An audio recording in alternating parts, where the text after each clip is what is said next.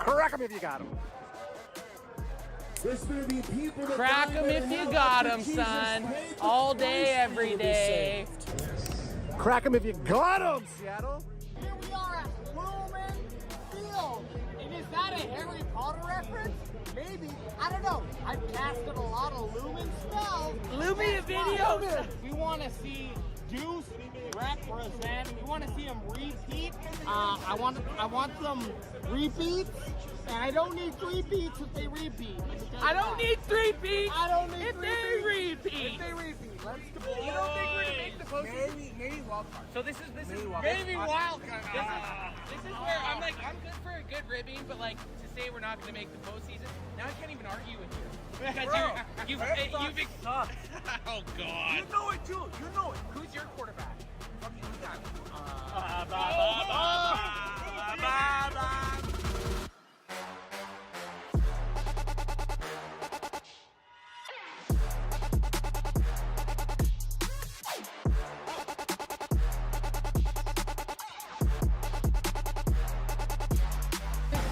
This is our year. Look at those beers. Look at those beers. Look at those beers. Look at those beers. Let's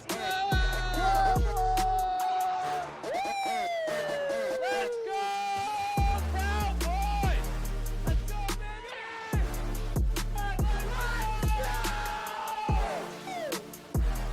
Cowboys Nation showing up!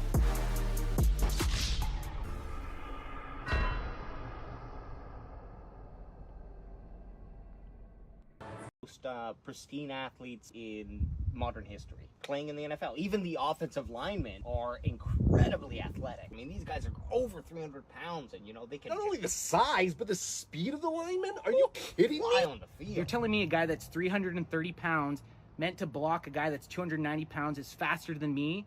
A sporty 240? High 240. High 240. High 240. I could beat any one of those guys right now, and I've drank a 6-pack. What? You're wearing Crocs. My 40 time is better than any of them. Erroneous. Erroneous. Erroneous. Erroneous on all accounts. I've never been more sure of anything in my life.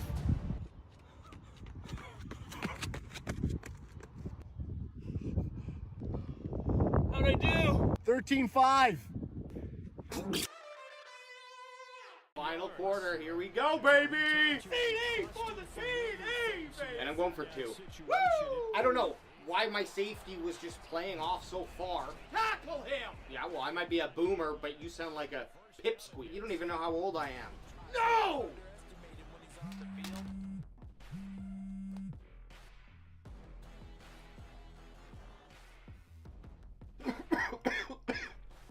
You little shit. You didn't win the game, I lost it. Make sure you know where he is because he understands how to Call get that a open throw? in key situations.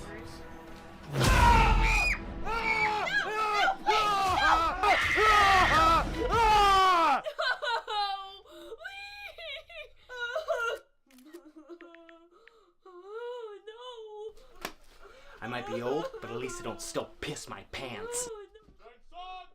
Protect you and your loved ones with Crackem VPN. Ever heard the game Marry, Kill? Okay, like, yeah, I'm gonna give you 3 people, and you're gonna decide who will you marry?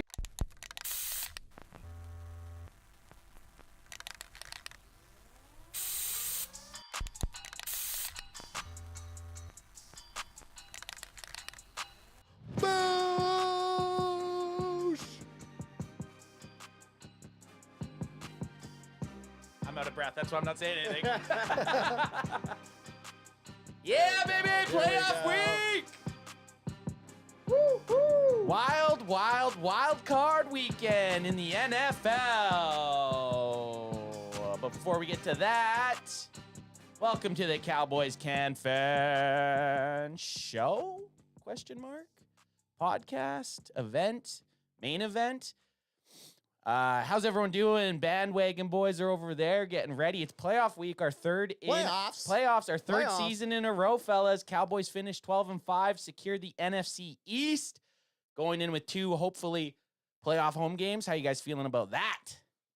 Yeah, well, first up, Cheeseheads. And I don't want us to think too far ahead from this Sunday's game. But yeah, that the potential of 2 home games. I mean, that's that falls right into what we've seen how the Dallas Cowboys can win this year. Play at home. Play at home, baby. Get those home games. Because a couple weeks ago, we thought we were road warring it for the whole postseason, and with the luck of fate, with the Eagles crashing, we're gonna get into a whole bunch of stuff. But I'm still on cloud 9 that we got that second seed, that wild win over the Detroit Lions, and then that smashing of the Washington Commanders, which we all expected to see. Ad, how you doing over there, fella? I'm good. The win on Sunday was awesome. It was great having Taylor Chima in the Studs, and I just feel good. I feel good about our chances in the playoffs. I'm not worried about the Packers stuff that we're going to get into later today. The only thing that annoyed me was that just listening to all the analysts fucking talk up Green Bay all week long. Yep, you're going to get that. It's how it's going to go. Jay, what do we got on the docket? Well, on today's show, the Cowboys claim that NFC beast, as you just mentioned, Anthony. Dallas Cowboys claim that with a Week 18 win over their division. Well, I guess they're division rivals. Everyone in there is a rival, the Washington Commanders.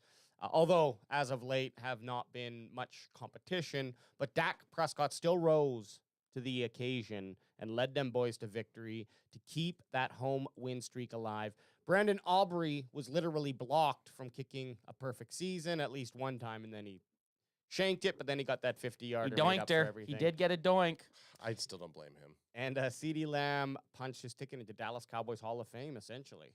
Yeah, with that season. Man, at least he's in Cowboys lore forever, right? He's on his trajectories, a Hall of Fame player, and he's definitely, now he has Cowboys records, which the great Michael Irvin, he beat the Michael Irvin in a couple categories, and there's been some pretty good players for the Cowboys at the receiving position, and for CeeDee Lamb to finish with new highs in receiving yardage. And I think if Dak and him started off a little hotter at the start of the year, he might have even had the touchdown receiving record. So, he had a great way to finish the season with 2 tugs against the Commanders, and I think he had about 92 yards. So CD's firing on all cylinders. He finished just behind Tyreek Hill for reception yards. I believe he finished first in the NFL with receptions, second in yards, and third in touchdowns. He was 50 yards behind. Yeah, 50 yards behind.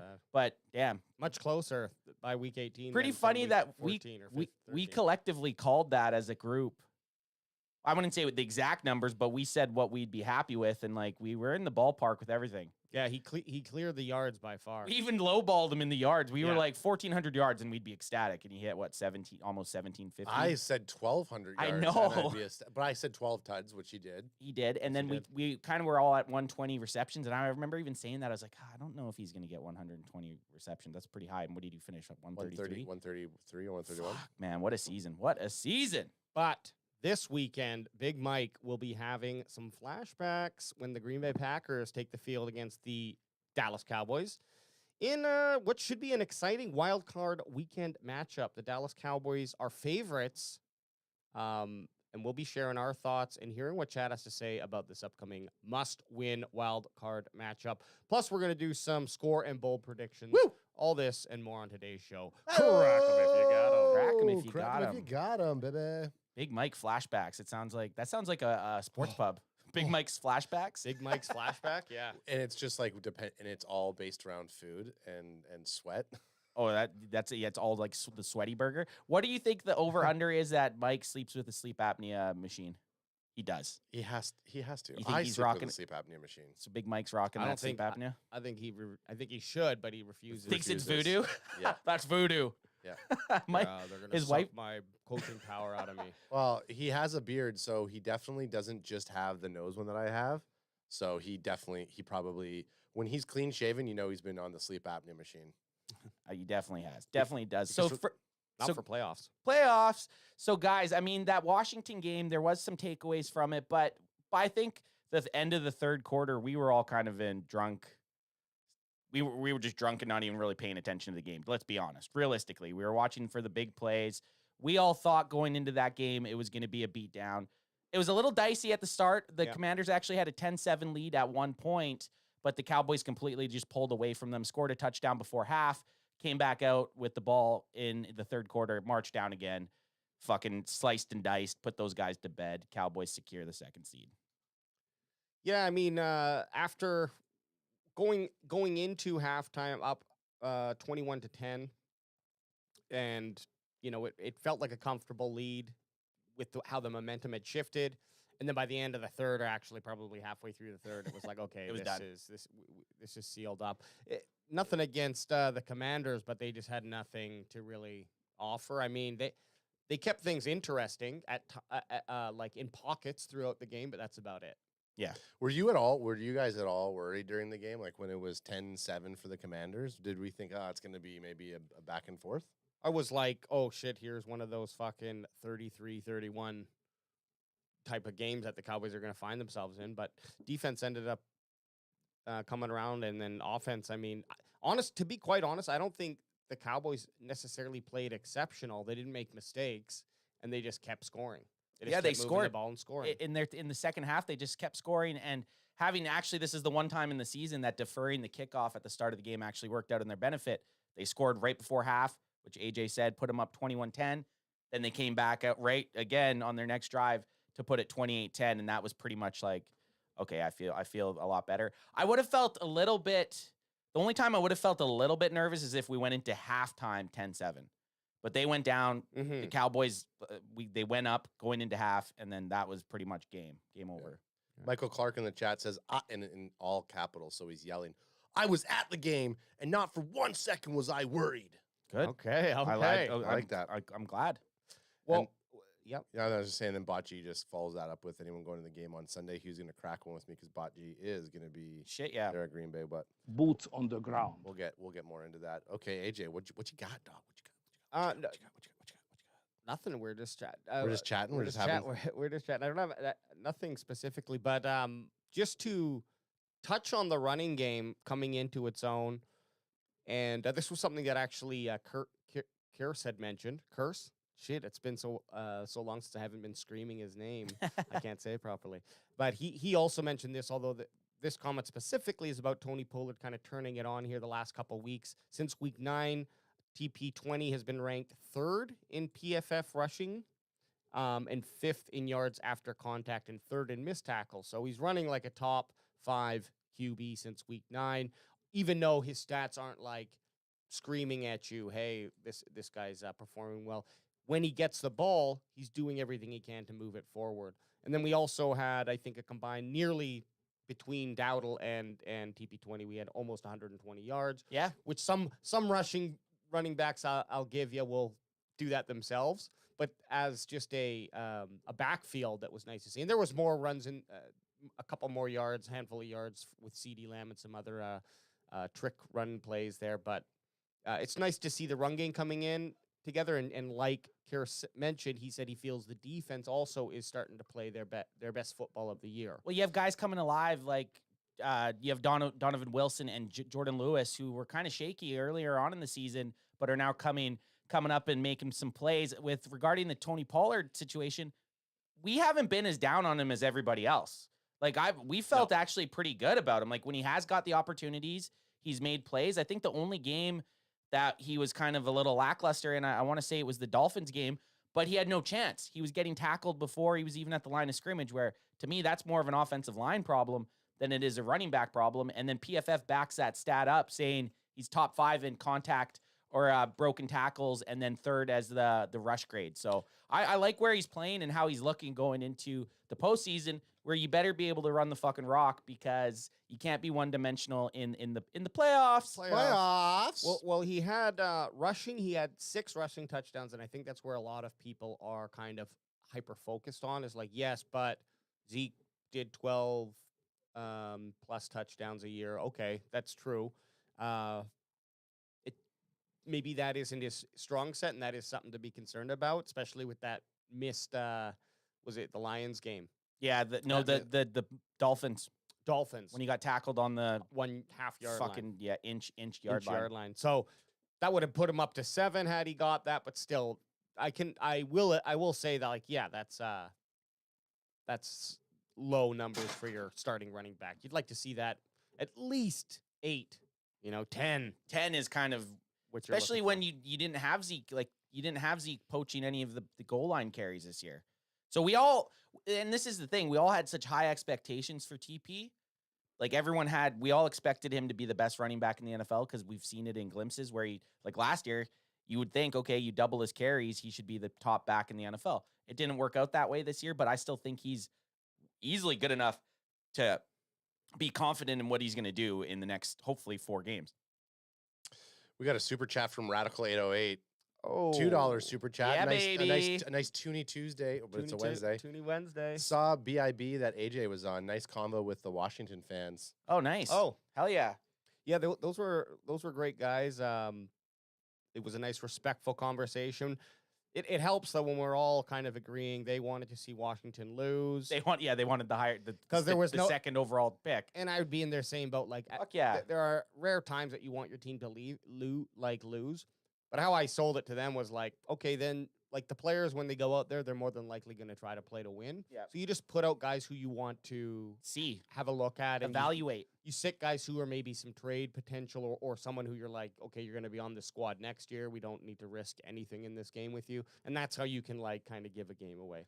Well, I don't think Crack me if you got him, baby. I don't think Washington did that in this game though. At least not until the end of the game. No, they were playing. Yeah. They played fairly well going into again the third quarter. They were right in there. They made a few plays with that block kick. They just couldn't they got down into, I think they fucked up a few times. They got down into the red zone, and instead of just taking 3 points, they were playing to win, which again, I mean, you're in why wouldn't you, right? So, but if you were trying to actually win for jockeying positions, right, I think they were a little bit more aggressive in situations where they might have kicked a football in a different type of game or earlier in the season. Yeah. I mean, think of the coach that's going to be going into that team now with that second pick of the draft, and you're all set to do some rebuilding. Yeah, Dan Quinn. You think it's going to be Dan? I fucking hope not, man. Dan Quinn. Quinn's going to Seattle. Dan Quinn's going to Seattle. Yeah, I mean, with the retirement of Pete Carroll today, if any, that's the most likely place. Now, however, there someone posted, was it you or Alex that posted in the chat that they made some adjustments to Dan Quinn's contract to try to keep. I think that was meant for before this season, though. I think that was prior to this season that they adjusted it to keep people away. They kind of gave him a bit more money to make him happy. Oh, we're already jumping to the coaching talk? Well, we guys jumped into it, so let's go. Okay. Let me bring up my little coaching thing here. There we go. Quinn McClay coaching requests. Okay. Yeah. So what's potential of? I was saying to Alex. Actually, I was saying it to both of you guys that the thought of like Will McClay. You talk Dallas Cowboys football to just AJ and not me. He sends Never. me. I send him messages on and say, hey, I don't want Ant to yell don't at. let Ant see I don't want Ant to yell at me. You know. I poke fun. I grew up with brothers. I'm rough. But having the ability to be a GM of a team and not saying that they don't listen to Will McClay, because I think they take a lot of what Will McClay says in terms of adding personnel to the Cowboys, but you do have Jerry Jones as the owner GM, whereas now Will McClay could be like, if the Cowboys win the Super Bowl this year, I feel like both Will and Quaid would be Quaid, get to the reactor. Will and Quaid have a potential of leaving. That's where your stock market, that's where your stock's highest off a Super Bowl win, right? And Dan Quinn's expressed interest in wanting to be a head coach as long as it's the right opportunity. That's what scares me. Another thing that scares me is Micah Parsons' contract's coming up, and he ends up jumping ship over to play for Dan Quinn in a Any Given Sunday-esque move. Oh, like at the end of Any Given Sunday, where Willie Beeman leaves. Yeah. To follow I'm coach. signing the expansion team to the free. Yeah, don't. Which that makes Jerry Jones Cameron Diaz. Oh yeah, sweet. Jerry Jones, a nice svelte Cameron D. So what do we have here? So Jones responds to other teams' request to interview Cowboys coaches. Black Monday has come and gone, but the aftermath has just begun, especially for the Cowboys, whose coaches are generating high interest from other teams. Multiple reports have stated that numerous teams have asked for permission to interview defensive coordinator Dan Quinn for potential head coaching opportunities. Teams that have reached out for permission include the Washington Commanders, who we just smoked, the LA Chargers, who we smoked, and the Carolina Panthers, who we smoked. Quinn has been no stranger to the conversation, and he has been a viable candidate for a head coaching position since his tenure in Dallas started in 2021. Thoughts on that, guys? Like, would you, if you're Dan Quinn, are you leaving this setup that you have for either of those three teams? when is Micah's contract up? Well, 2 years. It's 2 years, but we were kind of talking at the beginning of the season that if he hit over 13 sacks, I feel like he's going to be asking to get extended this year, like in the offseason this year. Okay, so which would be awesome. So just those 3 teams, Commanders are probably the most interesting because they have a lot of cap space, and they which I learned from the BIB podcast, Burgundy and or Boys and Burgundy podcast. Boys Shout and out. Burgundy with the bandwagon boy. Yeah. There it is. And you're getting new ownership. They're looking for kind of to launch a new face of the Washington football team, whatever the hell they decide to call themselves. The next stop, I mean, I don't think the Panthers are very exciting because you're going to have to try to force that quarterback to win, and I just don't know if he's the dude. What's his name again? Fuck. Bryce Young. Young. I always, him and CJ Stroud, I always... The way you Stroud's could, a good one. I was going to say the way you can tell them apart is one's on a good football team Yeah, yeah. and one's on a bad football team. One's also tall and the other one's Yeah, the not other tall. one's small. I mean, the other guy's small for sure. And Chargers are interesting, but that again, Chargers are a kind of a team where maybe they're just missing some pieces. Yep. So Dan Quinn really, out of those 3 teams, he kind of has a smorgasbord of how he wants to go. Does he want to go to like a brand new, fresh start, maybe lock in for a 5-year stint, or does he kind of want to win now with the Chargers, or does he like what he sees with the Panthers and thinks he can make something out of that young QB? Well, That's not his forte, but you make good points because with Commanders, they hold that second overall pick. So you're pretty much getting to decide the cornerstone, like you're picking the cornerstone for your coaching. Yeah. Right? Whereas if you go to the Panthers, that's already been decided for you. Because Yeah. you're not moving on from Bryce Young after 1 year, right? Like Dan Quinn's not going to go to Carolina and be like, okay, we're not playing him. We're going to you draft. have to play him. You have to play him another season at least, but you always hear that when a coach takes over for another head coach and he's got a high profile draft pick, it's like it just never really works out very well. Where he can go to the Commanders and start his own. Yeah, it's different if you have like an Aaron Rodgers or someone who's like this veteran, The face of the the franchise. face of the franchise. Okay, you can work with that, but this is like the guy who's supposed to be 1 year in, and if as a coach you're like, I don't see what you see in him, then that's a big red flag. You're not going to want to go to that team. But this happens every year too, right? And these are just requests. These are teams saying, "Hey, can we speak with this player?" So or this Can we coach. slide sorry. into his DMs? Let me slide into your Slide DMs. into his It, DMs. it also looks like what does that person want in their career? Because Dan Quinn has been a coach before and he's been back to the DC. So what does he want? Do you want to have full personnel availability? Do you want to go with a new owner and that has like the ownership group that Washington has mixed with like Magic Johnson? They're going to do stuff maybe a little bit unorthodox. So maybe they don't go the conventional route. Maybe they do bring in a coach outside, but they want to interview people. We just don't know. And hey, if you have an opportunity, who are you picking second in the draft? How are you going to build this franchise? How are you going to build this organization? So I think a lot of that takes into account. Like you said, it's so early in the process. I kind of hate that they do it during the playoffs. Fuck, man. Like, Playoffs. isn't that so I know. annoying? Like, most of the shit that people are posting right now is like, talking about Mike McCarthy getting fired. It's like, let him lose the fucking game before we talk about him getting fired. But I do kind of want to talk about him getting fired a little bit. Okay, yeah, go for that. Just one thing I want to say about Mike McCarthy. I think Dan Quinn is waiting to see what happens with Mike McCarthy in this playoff run to see if Mike McCarthy possibly gets let go. And it's mind-boggling to think that you let go of a coach after 3 12-5 seasons in your third trip to the postseason. But if he has a fucking epic brain fart, if they lose to the Packers, guys, I'm telling you, Mike McCarthy's probably gone. He's fired if he's fired on Monday. I think it's in the books. You can't just keep. You have to proceed. You have to progress, right? And he has in his last 3 years with the Cowboys. You can't lose in the wild card to a 9-8 team. Maybe if they do get rid of Mike McCarthy, they bring Dan Quinn as the head coach.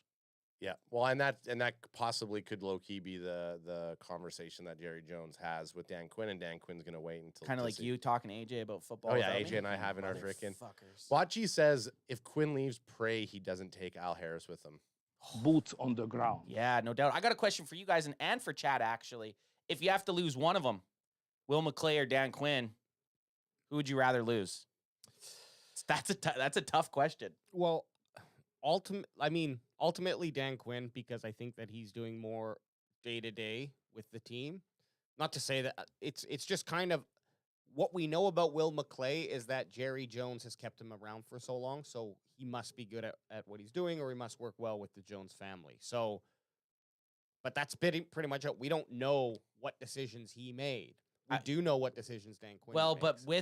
But since Will McClay's name's been gotten into like Cowboys talk, yeah, that's when they stopped drafting like boneheads. Yeah, well, so like they've drafted some pretty goddamn good players with Will McClay in his position.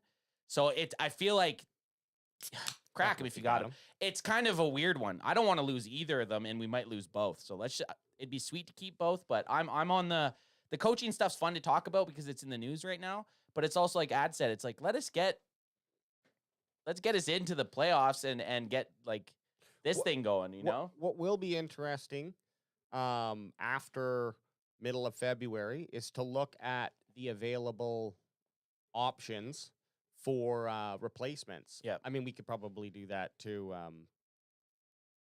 just to see. But like right now, they probably have a list of people who are potential defensive coordinators or I don't know vice presidents of player personnel.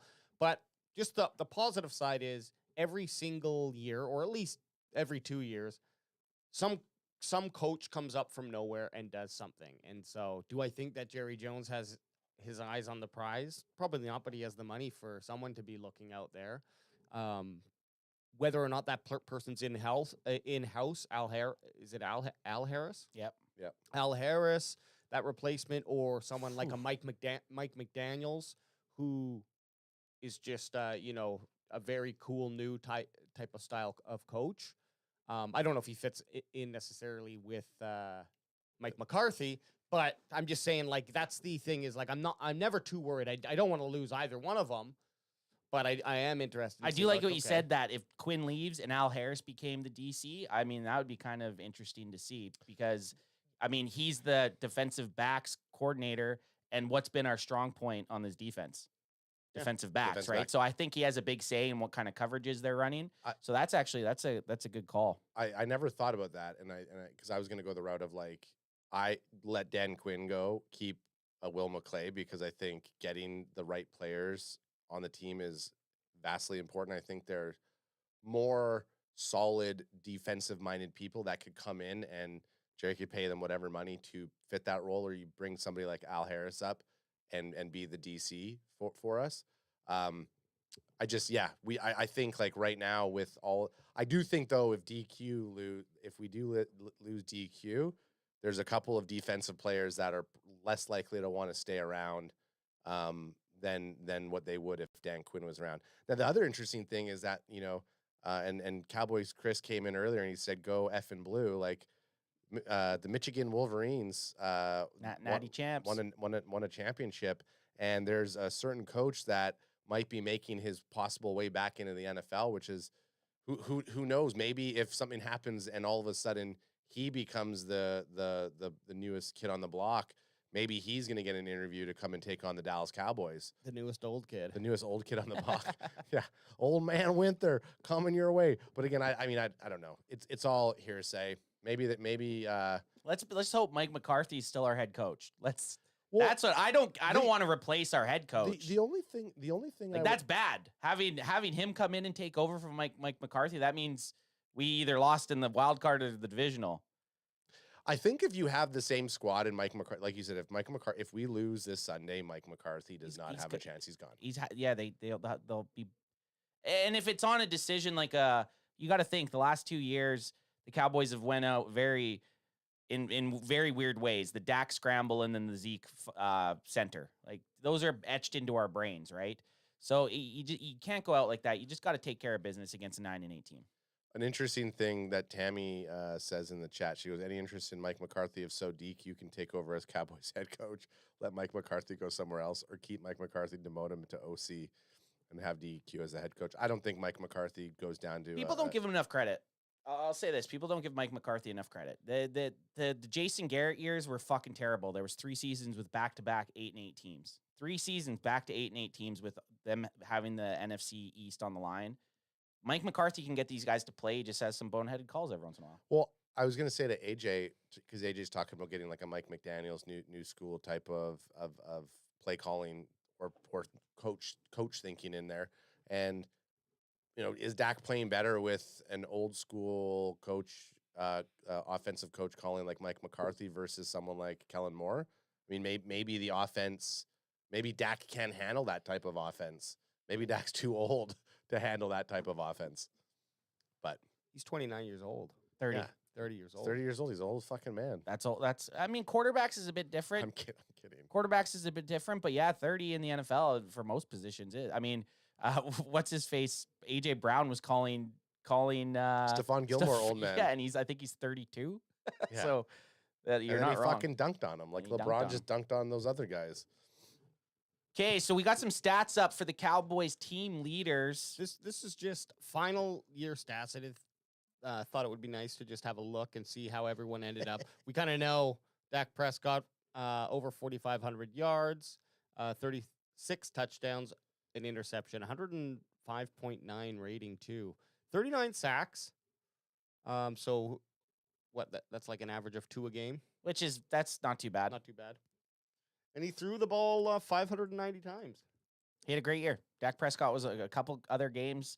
A Miami win, a Buffalo win. Yeah. He's the MVP of the NFL, but it didn't break down. He was the MVP of the team and still should have been highly considered for All-Pro and MVP honors. But, he's playing his best football in his career right now.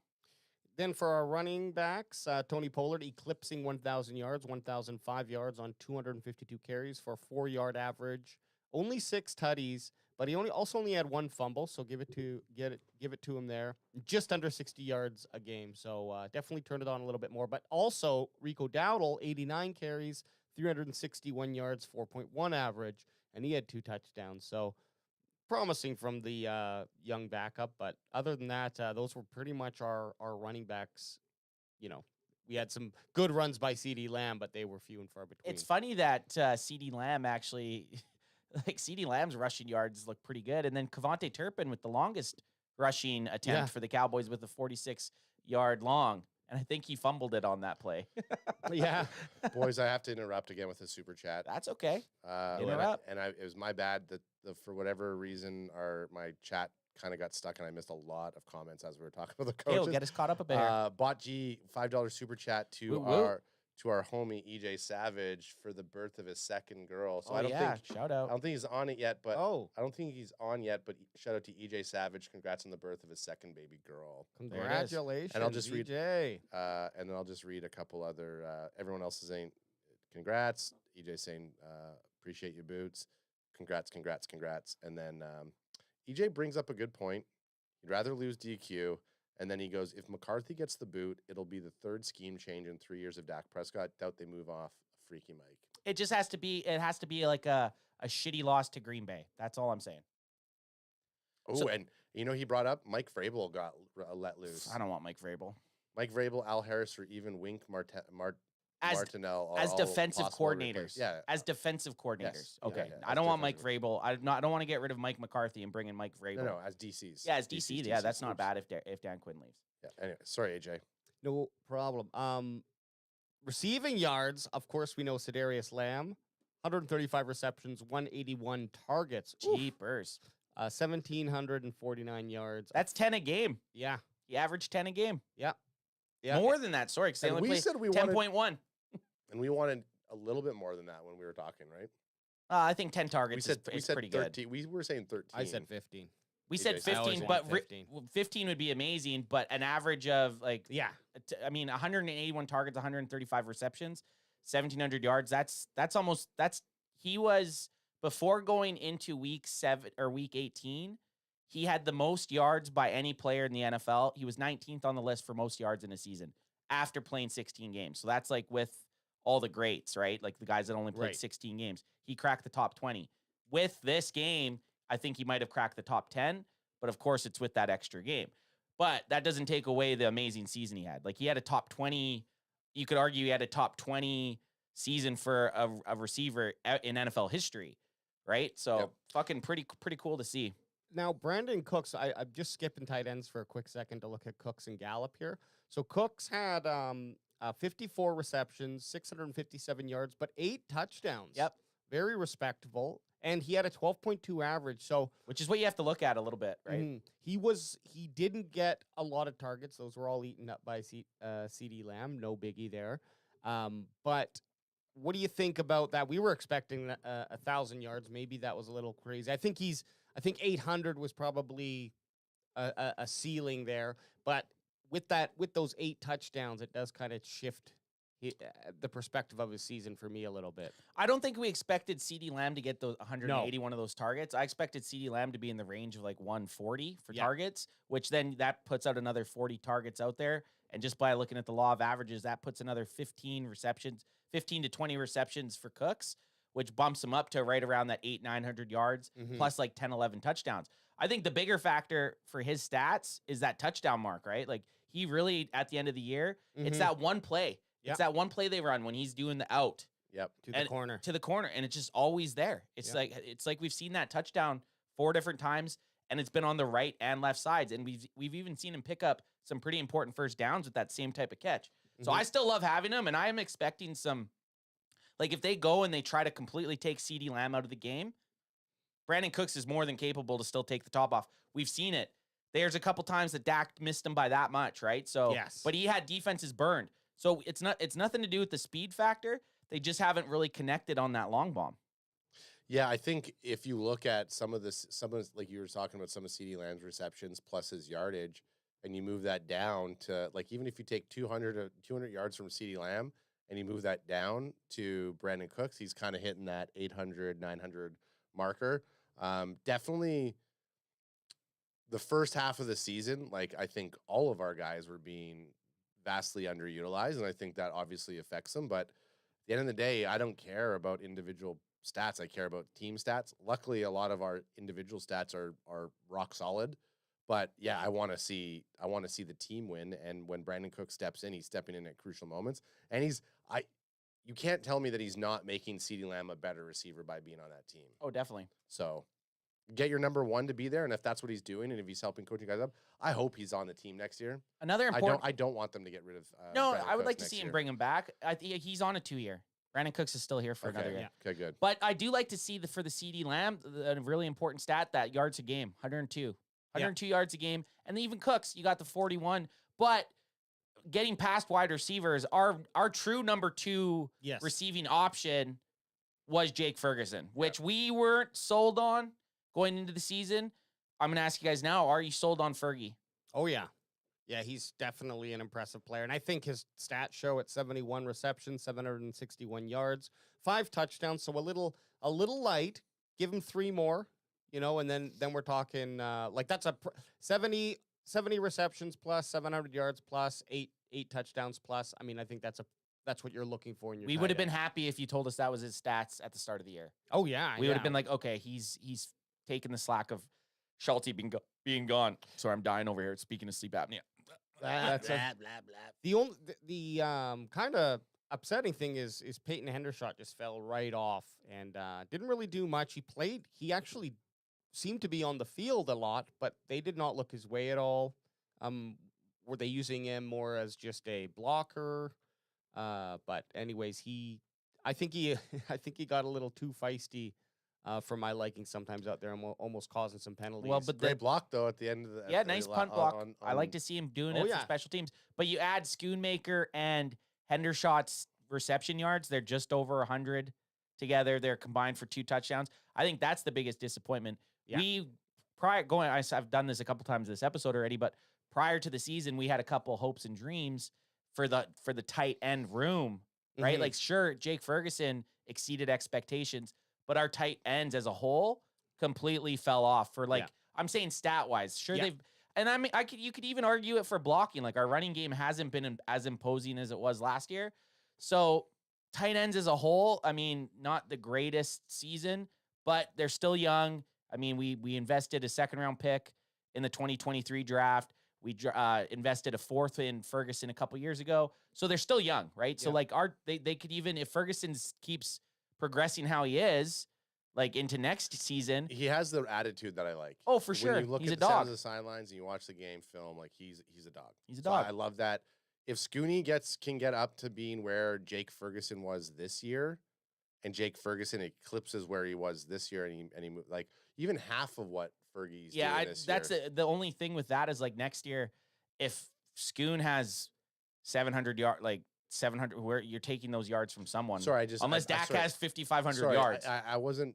I guess I wasn't meaning total yards. Just definitely give him up 300-400 yards. Yeah, that'd be okay with that. 300-400 again, yards. That fucking second round pick, right? I don't think the Cowboys were completely. I don't think they trusted themselves with Ferguson. If you could tell the Cowboys at the start of the season or before they drafted Schoonmaker that Ferguson was going to have 71 receptions. Jake Ferguson's not going second round. No, Schoonmaker's not sorry, going. Sorry, Schoonmaker's they're not drafting we're not Schoonmaker second round. Drafting Scooney, yeah. Defense, a big season, 109 tackles, leading tackler on the team. Total tackles, Damone Clark. Which is interesting because like those guys, Bell and Clark are linebackers that I'm always like, where the fuck are you guys? Why aren't you making tackles? But they are. Like they're making tackles. Like Damone Clark had a 70 solo. Marquez Bell had 61. Yeah. That's a lot of damn tackles, right? Like it just sometimes it's the where they were tackling. Yeah, that could be it. They're not, but I do like to see that our linebackers, and they have Bell as listed as a safety, which we know he's a linebacker right now.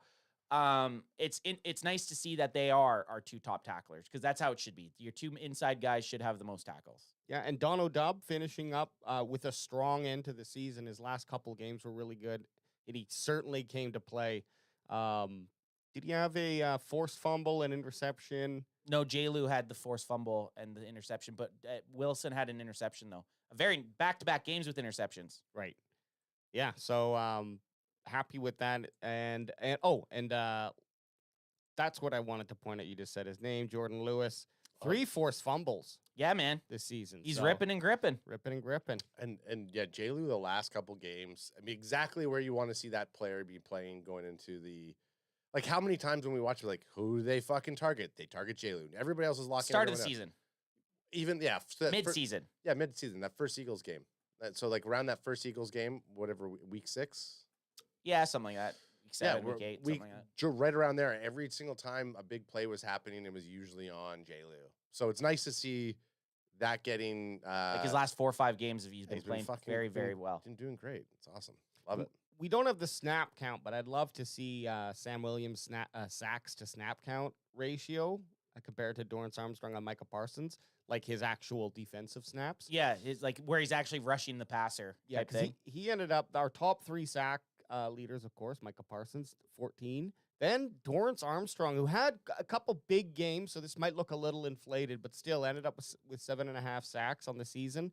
Then Sam Williams, 4.5 sacks. So those are our top 3 boys. And defense. DeMarcus Lawrence and Dante Fowler Jr. each had 4 sacks as well. So you know who kind of fell off, guys, a little bit because we're talking about J-Lou kind of picking up at the start of the or at the end of the year. Mm-hmm. Osa. Yeah. Osa Odigizua. Osa was at the start of the season he was playing. He was probably one of our best players. And you know when it kind of fell off? Once our big guy, big Hank was off the field. Yeah. So then Osa was Hankins. getting the double teams, right? But an interesting one of our favorite things, we're TFL boys up in this motherfucker, right? Them TFLs. Let's check out them TFLs, bae. Look at that. Micah Parsons with 18 tackles for losses. That's legit. I don't know where that ranks him in the NFL, but just looking at the team, it puts him right up there. You got D-Law with 10, and then Osa Odigizua with 9. And then Sam Williams, like AJ had said, he has 7. No, like 5. Sorry. Dorrance has 7. Yeah. Okay. But 5 with limited. We know that Sam Williams is getting a limited amount of snaps. My guess is next year you don't see a guy like Fowler Jr. on the team, and Sam Williams gets a bigger role where Fowler was in there.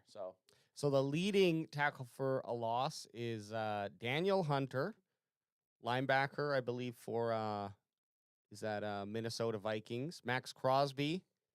What are their nums? Oh, sorry, 23 for both those guys. Oh, wow. 21 for Khalil Mack, 20 for Jesus. Owusu Koramoah. I can't see how it looks, but that sounded like you No, nailed it. AJ's right in there on his freaking stat boy grass. He's just bringing it up. Whoa! outside, nerd. This is a Get out. This has AJ written all over it. This is one. just stat muse, nothing wild. And keep in mind, stat muse is sometimes wrong, but it gives us a close call anyways if it is. And Watt 19, and then Parsons with 18. And are sacks considered TFLs? Yeah, they are. I think. We thought they weren't, but I can't remember if we figured that out or not. Because then the Hunter and a couple of these guys have 20 sacks, so it's like not as impressive. I mean, the sack number is, but when I think TFL, I'm thinking like you took a running back down or a wide receiver down behind the line of scrimmage, which is an impressive play if you did it 23 times. But looking at these, because most of these top guys are all defensive ends, it's got to be probably included with sacks, right? actually, it is a sack and a tackle for a loss are two different statistics. So TFL separate. This is what I'm reading. Okay. Could be incorrect. Oh, that's the CFL rule book. They're subsets of tackles, so maybe they're all together under tackles. It's like a subreddit. Chat, do you know, are TFLs and sacks combined, or is a sack combined for a TFL? I'm saying no. It shouldn't be. Like, No. it shouldn't be, because it's kind of double That's dipping. what we originally thought. It's double dipping a stat, right? Where It like is, every yeah. other stat's its own separate It's either this or entity, that. right? It's not a double like TFL, because a 23 A Hunter. sack is a TFL, It is. but it's It is. But I'm thinking like yeah. No, that's what I'm saying though. Like a sack, but it's on the quarterback, so it's Right. like a sack, and then a TFL would be on any other player. any who's other player other than a quarterback. behind the line of scrimmage. Yeah. Okay. But anyways, we can confirm that with our with chat. It's a tricky one. But yeah, not a bad season. So they did have all pro lists come out today too, and just off the top of my head, they did it a weird way where it's just showing the press, all the press guys that voted.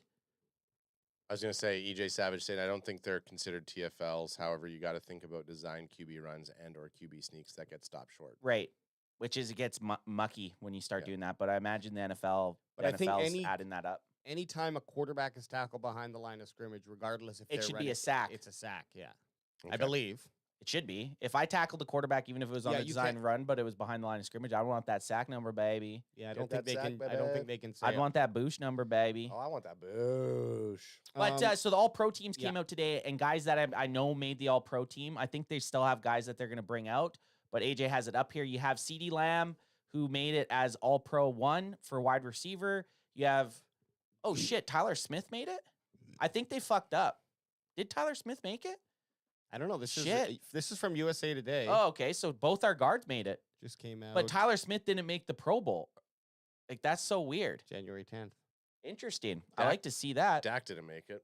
But these are different. These are voted differently, right? Yeah. So, well, this is voted separately. So you got the National Football League Players Association, so the PA, and 14 of 30 players selected made the NFL PA All Pro team for the second consecutive year. Here's the full list voted, and then the only difference is they do have, usually there's more.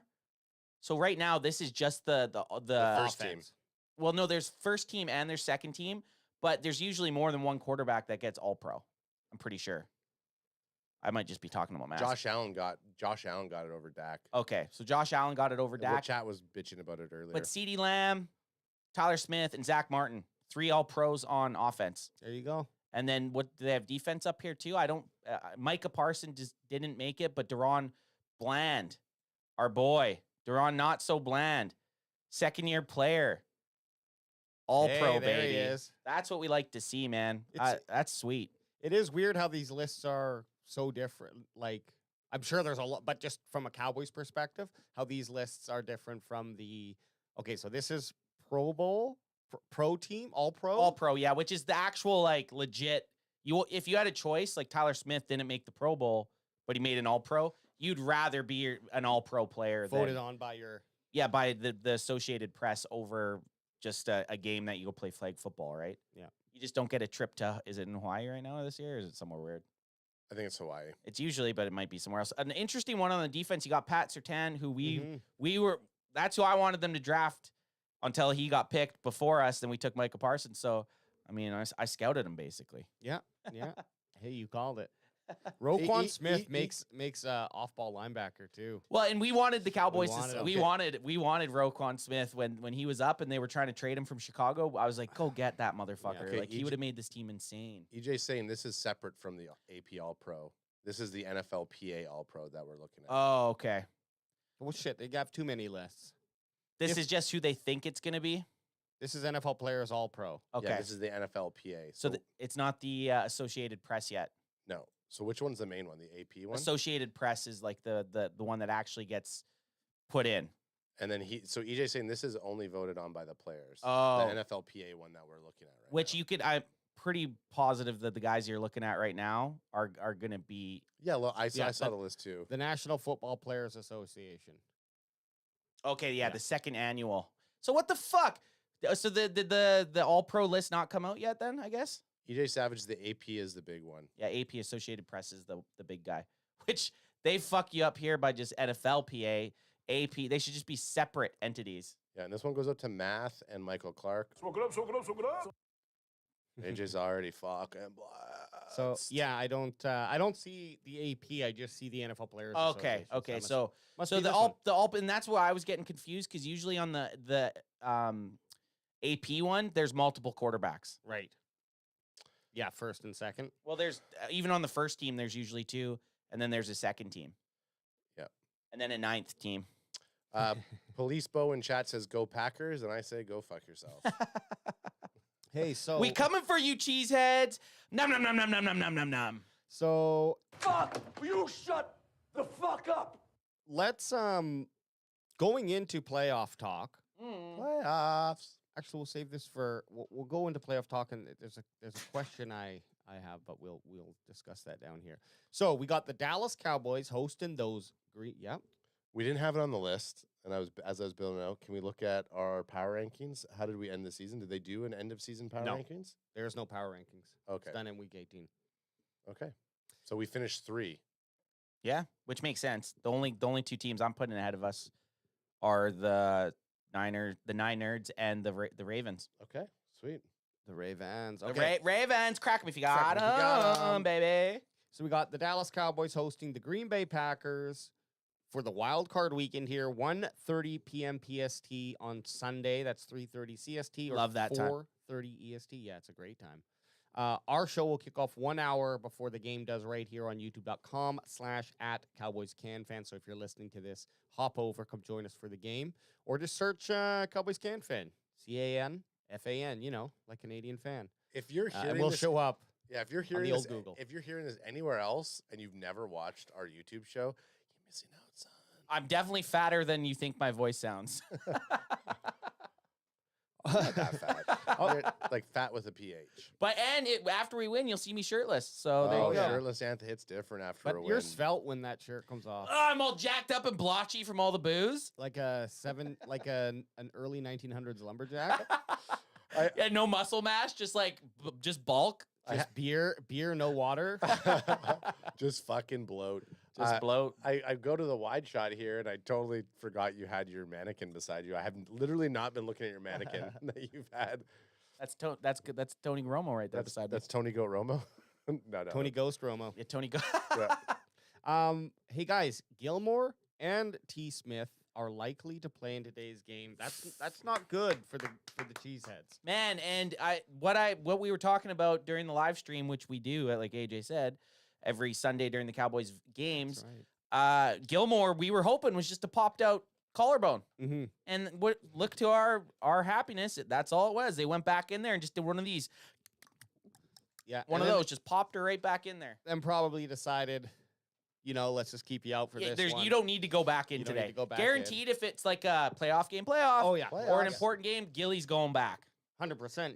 Give him that needle, whatever the hell is in it, that magic NFL needle. Boost me up! Boost Boost him up. me up, baby! Well, dislocated shoulder. I mean, I've seen Riggs multiple times dislocate his shoulder, then slam it up against the wall and put it back, and then he went to go arrest people. Who? Riggs from Lethal Weapon. Oh. Yeah, well, the thing is, like, sometimes it'll just, but if it's happened once, there's a good chance it's gonna pop out again Because it's like, weak, like it's 'cause moving. weak and It's like and lubed so up or something. I think it really depends on how it did, but great news. And actually, just on Cowboys injury, let's just look at who we let me bring we it up. still have. Gilmore's still questionable. So is Hankins, but it looks like Tyler is no longer on Wow. the injury report. Interesting. Ooh. At least on the one PFF. Or PFF. he was limited in practice today, so he was Okay. practicing. Like, I mean, like you were saying, it sounds like it's a bad thing, but once it kind of pops or it hurts, it's very quickly to heal. It heals, and it's a pain factor thing. Like, you can't hurt it now that his plantar fasciitis is like popped or torn, whatever the fuck you want to say. Yeah. It's not like a knee where it tears or a muscle where it tears. It's purely a pain tolerance type thing. So boost him, juice him up with whatever you need to, right in the heel. Take Imagine that getting heel. a shot right in the heel or like in the Achilles, Yeah. a needle Yeah. right in there. That's Oh. horror movie shit right there. Oof. You know what it was? It's because him and Sammy Dubbs don't tie their damn shoes. I know, right? That does. Did Tyler Smith not have his shoes tied either? When I they don't were there? know. I Oh, just- but Probably. Sam Williams definitely was I'm gonna- walking around without shoes tied. Yeah, just I- casual. Like that type of Is that height like a Sam, style? I don't know, that type of height on Sam Williams, like, I'm not gonna fucking bend down and tie my shoe Yeah, up. maybe that's Think how what it was. exhausted you'd get. If I Tyler- would have noticed, I would have been like, "Hey man, can I tie your shoes for you?" let me tie your shoes. We got a and big get down. game. We got a big game coming up this Oh, weekend. dude, he'd fucking boot you in the face. The way, Maybe. the way Sammy Dubb looked too, he was almost dressed like a grade sixer, like with his shoelaces untied, and like obviously he looks like a fucking giant of a man. I liked his truck. I'll say, But his truck was. I'll beautiful. send you that clip after this, and you can post it. Yeah, did we get his shoes in it? Yeah, of course I have. I got a full body shot. Chris Haynes is in the chat saying, "Go Packs, go!" Oh, Christopher Haynes. I told him, Haynes, I love you, buddy, but Packs are going down, bud. They have to. Cheeseheads are getting eaten. Hey, but Chris Haynes, make sure you like and subscribe and tune in on Sunday, dog. when I you do guys wanna- get beat. I do want to say one thing to Cowboys fans because I feel a little bit this way this week. There's been a lot of history with the Cowboys Packers. The Cowboys and Packers, their last 10 games, the Packers are actually 9-1. Going back to 2014 and playoff history, playoffs. You got the Des Bryant catch, no catch in the divisional round in Green Bay, which the Cowboys go on to lose. Tony Romo's last playoff as a Dallas Cowboys quarterback. Then you have Dak Prescott's rookie season where he had an absolute barn burner of a game, and Aaron Rodgers and the Packers marched down in overtime to kick a game-winning field goal. So as Cowboys fans, yes, we have a little bit of Cowboys PTSD, and you're worried about this. You see the Packers and you get a little bit worried about this. What I want to say about that is from the Cowboys teams on defense, the only player that's still on this team that was in that game is DeMarcus Lawrence. The only offensive players that were in that last playoff game against the Packers are Zach Martin, Tyron Smith, and Dak Prescott. I'm not sure if Mike McCarthy was the Packers head coach in 2016. I'm pretty sure he was. So you got to even think it that way. That game was so long ago that our head coach was the head coach of the Packers, right? So any PTSD you have from these losses against the Packers, you can't think of it in that way. Not to mention those teams had Aaron Rodgers, right? Yeah. I will give the Packers their credit, though. Jordan Love has had a very good season. I'd say beside Dak Prescott, his numbers, just glancing at them, are some of the better in the NFL. He had 32 touchdowns and 11 interceptions, a 90-something rating. Like, the guy can play quarterback, right? So, but us at home, it's different teams. We're beating the Packers. Yeah, the history is fun to look at, but I mean, dog shit. After 3 or 4 years, when those teams have turned over, it's not. You can't really compare 4 or 5 years ago to what's the teams today. Even if you look at the even if you look at the Bucks, right? We lost to the Bucks in the in two years in a row, and then last year in the postseason, we beat them, right? So you can't, and that was just within a season or two of each other, right? So every season's a different game, but I know the anxiety level for Cowboys fans. You just see that Packer logo, and you know it's at AT&T, and you know it's the wild card. It does get a little dicey. Well, the calls have been somewhat not. Well, I should say this: the calls haven't been going so hard against us. So we got that TGR good fortune coming our way. But let's the calls. I was going to bring it up when we were going rapid recap. Totally thought about it, but last game's reffing was pretty good. Yep. Yeah. Comparative to like a bunch of the games, They let shit go. I think the last couple games, the Detroit game especially. Yeah, the Detroit game was perfect reffing. Some noticeable injuries here for the Packers on a Wednesday evening is Jones, but both halfbacks, Jones and Dillon. Jones has a leg injury and Dillon has a head injury. They're both questionable. P. Smith, not sure who he is, the edge. He's got a leg injury. But then the other two kind of significant players of note is Romeo Dobbs, wide receiver, Dobbs. torso injury, and Jay Alexander, quarterback arm injury. That's a weird one, hey? Torso? Yeah. Well, I think Dobbs, that happened last game, I believe, early. Is that like pelvis, like your pelvis or something? Just like or is that your stomach? chest or stomach or something like that. Like I'm guessing Like that's what would you say? Torso's nipples to balls? Is that your torso region? Nipples or belly button? nipples to top of cock. Nipples to TOC. top of TOC. Jair Alexander. Oh, yeah, him being out, it would be decent. For They'll us. all play. All the questionable guys are playing. They might all play, but it's just interesting to note, like, will they be at 100? No one's at 100% by this time in the season. But if there isn't, if they're not playing 100%, that bodes well for the boys. And the reason that I kind of wanted to actually, Jones here was not on earlier today or yesterday when I looked. Really? So he's been a new addition. It might have just been because he hasn't practiced until Wednesday. Hey. Okay. Sagama Beach. But here's some fun Aaron Jones stats. Ooh, I like that you did some fucking intel there. No, it came from actually a Packers website, which had this really cool thing called the dope sheet, which we can bring up and just look at some quick stats. Oh, They had like 100. But anyways, Aaron Jones, he's had 100 rushing yards this season. 100 rushing yards or more games. 100 yard games. Yeah. 100 rushing yard games. 3 more than TP20. Yeah. And the Packers are 4-0 when Aaron Jones runs for over 100 yards or 100 yards. Shit. And Aaron Jones has played against the Cowboys 3 times in his career, totaling 370 rushing yards on 62 attempts. That's a 6.0 average with 6 touchdowns. Ooh. Blah, blah, blah.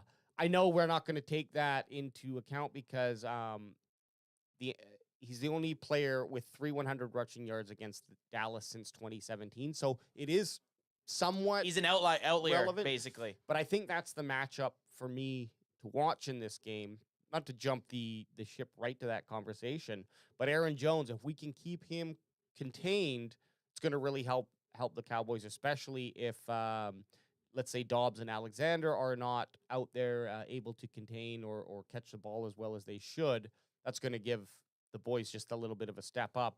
We contain Aaron Jones, it could be the recipe to victory. But if Aaron Jones starts running all over us, we know how that can end with the Cowboys. Yeah, you definitely don't want. I think 125 is kind of anything over than 125 is no bueno. Like a team. Like team rushing yards, you Yeah, don't want. even if it's Jones himself getting 125. Oh, if Jones himself is getting 125, I'm going to be that guy saying we probably lost that game. Well, the question I would have, not that we have to go down deep down into stats, but like who are the teams that he played and what was the offensive score from those other teams? Yeah. That he won. Because okay, great. More than likely, if you're running for 100 yards, though, you're controlling the ball for a lot of the time. yeah, you're at least in the game. Like if you're getting blown out in losses or behind, you're running backs more than likely not getting 100 yards. You're in the third, fourth quarter, you're handing it to him. But yeah, that would you're right. I'm gonna I feel like this is gonna probably be a pretty high scoring game. If Green Bay's offense can continue to produce what they have been producing, and they're hitting Aaron Jones in our holes on our defense, and by like that I mean ears not or our- mouth. not our ear Are you an holes. ear hole guy or a mouth hole guy? A fucking run hole guy. That's what that is. I'm a run hole guy. This might have to come down to a gun show. We've been talking about having a gun show, and we haven't seen a lot of gun shows. I don't want to see a gun show. When Dak throws down, he's fucking skinning that smoke wagon when the other team's at like 10 or fucking under 20. I want Dak in a baseball hat in the fourth. So yeah, wouldn't that be great? The last 3 games for Green Bay, Jones has ran 127 yards versus Carolina for the dub, 120 yards versus Minnesota for the dub, and 111 yards versus Chicago for the dub. So no one crazy. So this is perfect. I feel great about that. That's a perfect segue. Just for a quick one, I was looking at the Green Bay Packers their schedule. So yeah, they won their last 3 games, and you just named them off. They beat the Bears, they beat the Vikings, and they beat the Panthers, right? Yeah. That's nothing to really be too scared of. The 2 games prior to that, they lost to the Buccaneers and then they lost to the Giants. So in their last 5 games, they're 3-2. But the level of competition that they beat and then lost to, as Cowboys fans, we've fucking heard this all season, right? About who we've played and how big of a deal it is. I don't think it's as important. Teams match up against each other way differently. So I don't put that much credence into it. But when you name the teams that he ran 100 yards on, like the Cowboys beat Carolina. The Cowboys, did we play the Vikings this year? No, we didn't play the Vikings or the Bears. I mean, we played the Vikings last year, and it was 43-0 when we. But played you know the what? Vikings last year. But you know what I mean, like because we were there in person. But we played the Giants. We played against the Giants and we smoked them. But again, you can play that with any team. So yeah, but at least it wasn't like they ran. At least Aaron Jones isn't coming on against, say, the Chargers, the Rams, and I'm trying to pick another team, the Detroit, like teams that we have like on par defenses with. Right, exactly. How much of a because the big narrative right now that all the fucking analysts and everybody's talking about is how young this Packers team is. They have 15 players that are under the age of 25. So I think their medium they have they're the youngest team to ever make a playoff. Really? Collectively, like in terms of the amount of players. Their average age. Their average age. Yeah, they have 15 players who are like 20. Actually, I don't think I think it's under 24. Some of these guys have never even played in a big college game. So that's my thing. That you can spin that both ways, right? You can spin that both ways, and right now the media is spinning it as it's a good thing. Like I watched that one clip when we were sitting here before going live, and I watched about 5 seconds of it because it drove me nuts instantly. It's just confusing how a 9-8 team. Everyone wants the Packers to beat the Cowboys. If you're not a Cowboys fan, you're cheering against the Cowboys. That's just how it is. Yeah. Nobody that's out. No one's like, how many games do you watch and not give a fuck who wins or lose? Almost every game I watch, I don't care who wins or lose. If the Cowboys are playing and you're not a Cowboys fan, they're more than likely they're hoping for the Cowboys to lose. Just PSA, listen to who is trying to push that square object into a round hole. Okay, what has their perspective been on Dak Prescott the entire season? What they're wanting to have happen is, and I'm leading to, I'm guessing that they were probably saying Dak is trash all season, and then he, came around and showed him what's up. So they're just waiting for a moment for Dak to lose or stumble so that they can say, look, I was right the entire time. Dak isn't that guy. Ha, ha, ha. Yeah. And, fair enough. But that's why we're, it's kind of the way I look at it is the analysts are just trying to wish something. Like, if they guess Cowboys win and Cowboys win, nothing. Yeah. Right? It's only if Cowboys lose. And even if they say Cowboys win, but Cowboys lose, but the Cowboys win, they can still come back and say, yes, but they kick the can. Kick the can. Yeah, but that was a 9-8 team, they'll be saying. A 9-8 team, or Ad mentioned it earlier, I think before you got here, AJ, that with the experience thing, well, they beat a team that's the youngest team in the NFL. Yeah. Right? It's Like gonna be there's going to be something no matter what happens. So our boy Barry Grant Jr. of the All Even podcast. What up, Barry? What's up? He goes, they have one of the worst defenses in the NFL. Dallas will move the ball on them easily. Biggest issue I have is, one, will they be locked in capitals? In the Mike McCarthy area, they've come out flat. Yeah. That's the Cowboys. They have. Their last, I mean, the Bucs game, they didn't. The Bucs game is different, but anyways, I know what Barry's saying. Against San Fran, and they're both their losses, like games they've lost, the team didn't show up until the second half. I mean, they scored 12 fucking points against San Fran. Like, if you want to win, you got to be firing on all cylinders, and you got to be hyped up. Like, you can't get down. You can't spot this team with running backs like Jones and Dillon. You can't spot them any points. You need to take your best way to get their 2 best players, who I think, or at least one of their best players in Jones, out of the game, is to fucking score in the first quarter. That's their best bet. And then put it on Jordan Love to have to throw the ball. So the Cowboys can't concede any fucking points. They need to come out, and Barry's right. They got to be hyped up, man. They got to be like, how I'm feeling right now talking about it. Yeah. I mean, just give me the ability to play. Oh my goodness. Cowboys fan Anthony's out there running the ball. Looking like a 1900s lumberjack. Barry Grant Jr., let's get you on pregame on Sunday for the show. Yep. And we're here a little bit, Bo. There's one guy in the chat, Police Bo, and he's a Packers fan. He keeps not everyone's perfect. he keeps giving a couple little quips. So I'm going to ask while we keep talking. Tell me why you think your cheeseheads are going to destroy us, and don't use he's using things like Cowboys get in front of real teams way, or he goes too much pressure on the Cowboys, they'll fold.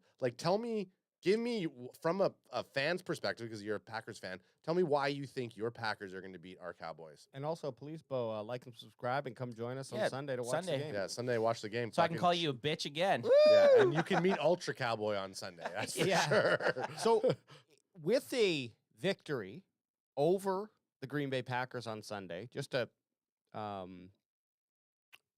kind of who would you would you rather see? And then tell me if I get this right, Chad, I'm sure will. If the Lions win, we'll play the Lions. Yep. LaPorta has an outside shot of playing this weekend. So that's a big loss for them, man. Holy. A big loss. Especially because the Lions, good team, scary team, but they're kind of, it seems like they're walking on glass or eggshells a little, like with, if Goff slips up, like we've seen them lose some Cowboys as well. So I'm not like saying, oh, this is a thing with the Lions only, but we've seen them also lose some weird ones. And that Laporta's arguably there. I mean, you got Amon-Ra. Yeah. But Laporta's the big part of that offense. And if the Lions lose, which could have a chance if Porter's not out there, then we'll play the winner of Eagles or Tampa Bay. Correct. Who are you wanting to see? So the Lions are playing. Who are the Lions playing? Oh shit, you caught me. It's because that comes into play. The Lions are playing. Give me 1 sec here. The Lions are playing the Rams. So if the Rams beat the Lions, okay. If the Rams beat the Lions, and then it would depend what the Bucks and Eagles game do. So if the Rams beat them, we're either playing the Rams or the winner of the Bucks Eagles game, because it goes lowest to highest, right? Yeah. So it can go three ways. We can play three teams. We're either playing the Lions, the Rams, or the Lions, Bucks, Rams, or Bucks. Or Bucks. We can't play. Well, we won't play the Eagles, because if the Eagles win, they'll play. No, Eagle. So the only way is if LA. No, we have. Detroit has to win. Actually, how the hell do we play Philly? I don't think we can play. That's Philly. what I mean. I don't think we can. We can't play Philly as at 2. No, because so the three teams is Bucks. We're either playing the Bucks, the Rams, or the Detroit. Yeah, but let's hope that we're playing any of those teams. I'm fine, honestly, with like not to get too far ahead, but the wild card here is what we got to focus on and get through. But at least that divisional, we can hang with those teams, and it's at home. And if we're in the divisional, it's at home, which is huge. But I got a question, and it's just back to the Packers game. And AJ, I know you'd brought it up earlier as your biggest matchup. You're talking, you're thinking it's going to be Jones and what he does against the Cowboys defense. Is that your big matchup? Yeah, and I'll call out Bell, Marquise Bell, and Damone Clark to be our run stop linebackers. I know that we saw that they had some pretty impressive numbers in terms of tackles, more than what we thought, I should say. But they're going to need to have to come up a little closer and not allow those big rushes. So it could be against the defense as a whole, but just to put like some players' names on it, Clark and Bell. Ad, what do you got for the matchup that you're looking forward to watching? I caught you on the spot. Do you want me to give you a sec? I'm sorry. Somebody trying to talk to me while I'm working? Because I got one. If you want to marinate yours, and mine's actually the flip side of AJ's. So I was looking through Packer stats earlier today, and mine is Tony Pollard or our running game. You could put Dowdle in that versus the Green Bay's linebackers, who are their two leading tacklers also. So Walker and I think it's McDuffie or McDuffel. I think it's McDuffie is their other linebacker, and they had like 108. Quay Walker had 108 tackles, 70 solo, and then McDuffie had something up there too. So I'm interested to see how those dudes play against our running backs. You want me to bring that up, or you're just looking? No, I'm just looking. Duffy, I'm trying to find that guy, and then go back up to the top, AJ, and switch it to try the. And while he's doing that, Eric Castillo kind of confirmed. So just when we were talking, because that's what I was all messed up about. I was looking through chat. Rams win, they play San Francisco. We play winner of Eagles Bucks. Lions win, that's who we'll play next. What did he say? Sorry. So if Rams win, they'll play San Francisco. So if Rams beat Detroit, they play San Francisco. We would play the winner of Eagles versus Bucks. Yeah, if the Rams win. And then if Lions win, that's who we're going to be playing. Yeah, Lions. But then we could also play against. There's 3 teams we can play. I read this today. Detroit, Tampa Bay, Philly, or Detroit. San Francisco plays the lowest seed team. So if Tampa Bay beats Philly, and Detroit beats, and Los Angeles Rams beat Detroit, we play against Tampa Bay. Yep. If Philly beats Tampa Bay and Los Angeles Rams beat Detroit, we play against Philly. Fucking scenario. Hey, boys, wild card weekend. Wild card weekend. There's 6 good football games. You got 2 Saturday, 3 Sunday, and one Monday. So and I like that we're, as far as game times go, I wouldn't have minded the night game on the Saturday, but I'm glad we're not the night game on Sunday night, and I'm glad we're not the Monday night game. I'm glad we're right in the middle on Sunday. Yeah. Like the 1:30 for us is fine. I don't mind that. It's a good time for us. You have time to get ready in the morning, get out here. It's the 10 a.m. game would be the worst, right? And then I don't want to play the Monday nighter. We played the Monday nighter last year against Tampa. I didn't like it. Tuesday hungover at work was awful. It was terrible. Barry's good for the pregame. Perfect. My matchup, I think, and because I've heard it a little bit in terms of what's going to happen, and I think when I go back to being a gun show, I think my matchup is CeeDee Lamb versus if their main cornerback is this Jair Alexander, then I want to see CeeDee Lamb take the top off of him. Dunk on him. I think he's dunked on a lot better cornerbacks this year. And I don't see it being a cause or a case this season. So I definitely think CeeDee Lamb's gonna fucking have a game. Hundo? Yeah. You think he's having a hundo? I think he's gonna be pushing 175 this game. Ooh, that sounds like a bowl. That sounds like a little. I do. Did you just show us the tip of your wiener with that call out right there? Well, we're pack of 88s. Yep. And I'm saying 175, which means CeeDee Lamb's now going to have not a very good game. No, you got to go with you got to back it. Yeah. We'll get into that. I like that you have that. So, AJ, what do you got up here? Just before we do our bolds and score predictions, I just found this. This actually goes back to what we were talking about. No, this goes back to the Week 18. You were asking about power rankings. Well, they don't have that, but I found this that's kind of like a power ranking. Okay, let's get one of these in the system, too. We haven't got one of these yet. There it is. Nice little handle. There we go. The tag team champions of the world. And hey, Police Bob, Police Bo, or Police Bob, and all the other fucking cheeseheads out there, we got 2 words for you. Take it. I don't lift my leg that for anyone usually like that. We got a new writer though, Cynthia Freeland. Much better looking profile photo, at least. I mean, like it's fucking tiny. Hey, that's an AI grainy. photo, dude. That's an AI photo. But we got NFL players. Which AFC NFC teams are most likely to hit Super Bowl LV111? I like that number. I think that's 58. That's easy to remember. LV111. Who will lift the Lombardi? She doubles down. She didn't need this. She didn't need this title, this second part of the title, but just getting more SEO in there. SEO, I like it.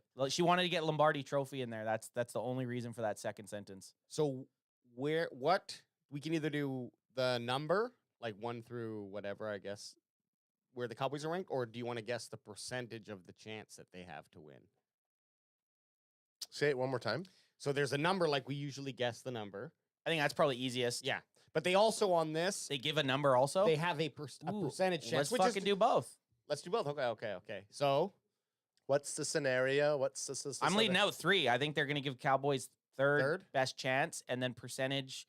I'm going with they're giving them like I'm going to go just a nice round number, 20% chance. Okay.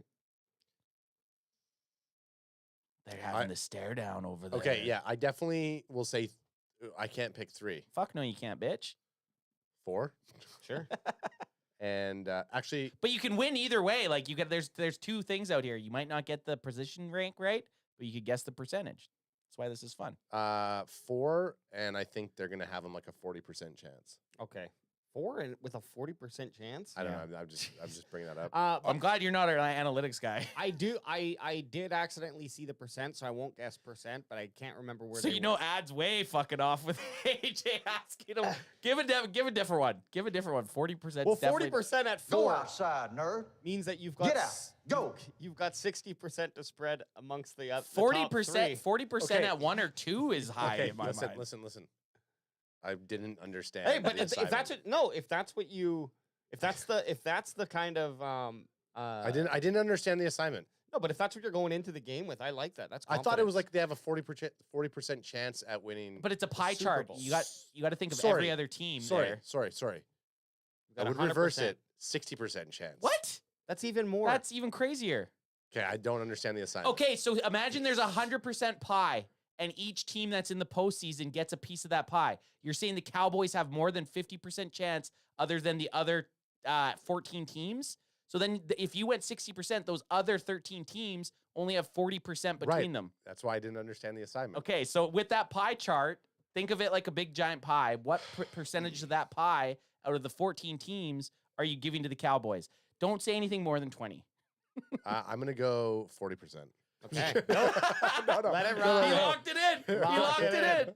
Hey, that's confidence. And I don't mind I it, do man. like the confidence. I'll just sit down in 5 because I can't remember where they sat the Cowboys, but I can't do percent. Okay. My 40% would have made more sense if I had them at number 1. Well, the 60% made zero sense. No, again, I didn't understand the assignment. Okay, San Francisco 49ers have a they're in first place, obviously have a 19.4% chance. So we're all way wrong. I gave the Cowboys 20%. Yeah. At 3. That's okay. So our percentages are going to be wrong. And once we take out Green Bay, we'll be doing this again next week. So now we know. Now we know what's being But asked of you us. let Ad know right now that next time in No, the I get it. divisional, the numbers will be higher for each team it'll because be there's less teams. people. I understand the assignment now. Okay. Okay, 60%. 60% 60% of at the the I time. know. I have so many fucking soundbite things that I can't even get it up. But you know, It's science. 60% of the time, it works every every time. time. Baltimore Ravens 18.5%, so just a little behind those studs, and that's pretty much what you're. Cowboys 3 at like 17. so now outside of 12 What? teams, The Bills? I know, isn't that ridiculous? Fuck out of here. So that's about over 50% in these top 3 teams here. They think the Buffalo Bills have a 14.3 chance percent. That's wild or- to me. I percent do chance, not see that. Me neither. I do The not Bills see are getting all this love. I The don't thing with- see it. They have a harder path to the Super Bowl than the Cowboys do, in my mind. Anyways, fuck the Bills. What? Chiefs. Oh my God. Patrick Mahomes, the Chiefs' defense was a real bright spot this season. Fuck. So AJ might be right at 5. 10 AJ and a might, half. You might be right at with the fifth. I can't believe they don't even have the boys up there, and they don't. There even it know. is. There it is. 5th, 9.9, so almost 10%. I was close. I mean, the percent. I don't understand that though, man. So on the throws that traveled past the sticks this season, Dak Prescott led the league in passing touchdowns, 30 in total EPA, which we know Stat Boy loves, and ranked second in completion percentage over expected, plus 8.9%. It's helpful that the Cowboys' offensive line and their scheme appear to have held up. Prescott was pressured at the second lowest rate, 28.4%, among those with 500 plus. There it is. Come Oh on. my Come on. God. Plus John. pass attempts. As for the defense, the Cowboys ranked second in the NFL in quick pressures with 144, with Micah Parsons accounting for a league best 62 of those. Ooh. Parsons also led the NFL in overall pressures, 99, the Wayne Gretzky. Yeah. Have you guys ever had a 99 Wayne Gretzky coffee? No. Will you shut the fuck up? 9 creams, 9 sugars. Oh, Oh jeez. my god. Woo. Is that a large or a small? Whatever you want it to be, Whatever you babe. want. We fucking should do a Micah Parsons fucking coffee. A 1-1? One. I was gonna say 11-11. That'd be insane. Despite being double teamed at the highest rate, 21.4% among edge rushers with 70 plus pressures. So those numbers all look really good. Where do they give those bitch ass cheeseheads? What do they got them at? Well, next up is the Detroit Lions in the 6th slot, 8.5%. They've given them here. We got Tampa Bay with 4.8%. Okay, so TB has a fucking higher percentage of winning the Super Bowl than fucking the GBs. Yep. Browns 4.4%. That's a weird one. Well, Browns kind of poured on it. I think they're fucking the Dolphins over a little bit Yeah, here. Like the Dolphins have that team that can come to play. I mean, them losing home field obviously is a big ding. Yeah. Like having to go and play Buffalo in. Yeah. I believe they're playing Buffalo in Buffalo for the wild card isn't great, but I don't know. It seems a little low. 2.6% for the Dolphins. Eagles only 2.6%. Like wow. to see that. It's still higher than the fucking GBs. It is. We still haven't got to the GBs. Rams 2.2%. See, they have. I think they should be a lot higher. The Rams coming out of the second half of the season, they're starting to actually click. They're scarier than Green Bay. Scarier than Green Bay. I think Detroit has a fucking game on their hands going against the Rams. Mm-hmm. We should do just like a $50 parlay of every game win. Listen to this fucking gambling guy. I know. Just $50. Not Call today, but 1-800 GAMBLER. I'm just like the whole time I'm just sitting over here. How can I get a gambling thing in here? Houston Texans 1.7%. We still have not got to. There we go. Green Are. Bay, Oh, this one's for Police Bo out there. 0.4% for the Packs. I mean, I still think, and that's to make the Super Bowl. That's though, to make the Super Bowl. which I agree, but like that doesn't make they could still beat us, right? Like Well, they're still the odds of them beating the Cowboys. I think they're a +7.5 underdog right now. Yeah, which that I don't like that betting line for Cowboys fans. That +7.5 is kind of scary because I do think it's going to be closer than that. But yeah, 0.4%. I agree. Because they're gonna lose in the wild card, baby. And it'll be 0. But yeah, next week we'll get a new. List, the updated list. Ad now understands the assignment. Yeah. Oh, 100%. 100%. I understand it. Boom! There's the flavor. Just trying to get our pen going. We can do some. I even brought a fresh pen in here. I got other pens that I'll bring in here. I'll have a cup. I'll have like a little cup with pens. There's a pen over here. Toss it over. I'm kidding. Oh. Psych. Just need one. I don't think you know what? I'll use my notepad for now. All right. Well, we got score and bolds, baby. I think Ad already kind of leaked his. Are we doing? We always do score prediction first, don't we? Yeah. Or do we do bolds and then kind of roll in with our score? I think we do bolds first. No, we do score predictions first all the time. Do we? Okay. Yep. At I'm least that's how I write it down. discombobulated. All right. Okay. Who wants to hang it out there? Score prediction. Well, Has any of us been close outside of fucking Nat? Not really. No. not that I can. Not close at all. I don't think. I think there might have been one game where I had one of the numbers. I don't even think I've hit a and single number. Yeah, but I couldn't tell you which. That's actually not true. I said a shutout. I did say a shutout against the Giant or the week 1. I said a shutout against the Giants, but that was my bold. I don't think my score was that. Okay, I mean I can start. Sure. I'll fucking kick it off. I dare you. Kick it off, son. 35-27 Cowboys. Okay. You're just going straight up 5 touchdowns. No Aubrey. No automatic Aubrey. No, they don't trust him right now. All right, Deadspin.